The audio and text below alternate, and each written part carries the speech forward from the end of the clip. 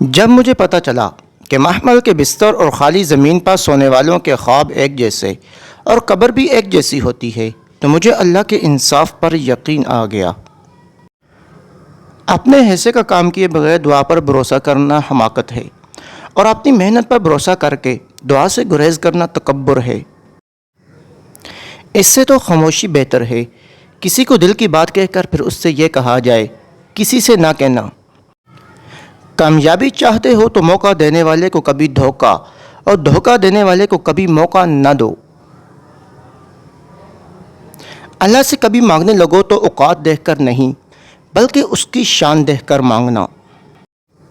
میں پوری زندگی دو بندوں کو تلاش کرنے پر بھی تلاش نہ کر سکا، ایک وہ جس نے اللہ کے نام پر دیا ہو اور غریب ہو گیا ہو، دوسرا وہ جس نے ظلم کیا ہو اور اللہ کی پکڑ سے بچ گیا ہو۔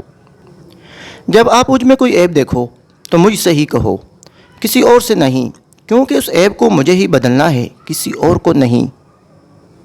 شیخ سعدی اور ان کا بیٹا تہجد پڑھ رہے تھے۔ دعا کے بعد بیٹا بولا، بابا جان سب سو رہے ہیں اور ہم عبادت کر رہے ہیں۔ جواب میں کتنی خوبصورت بات کہی۔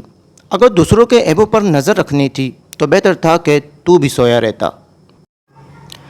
شیخ سعدی فرماتے ہیں، انسان مستقبل کا سوچ کر اپنا حال برباد کر دیتا ہے، پھر مستقبل میں اپنا ماضی یاد کر کے روتا ہے۔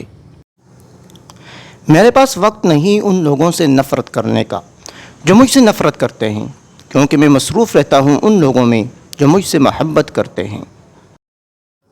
اگر تو کل سیکھنا ہے تو جانوروں سے سیکھو کہ جب شام کو گھر جاتے ہیں تو ان کی چونچ میں کل کے لیے ایک دانہ بھی نہیں ہوتا۔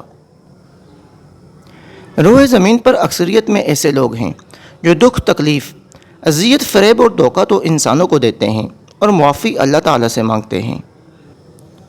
اقوال عقل مندوں کے لیے ہیں، نادانوں کو ان سے کوئی فائدہ نہیں ہوتا۔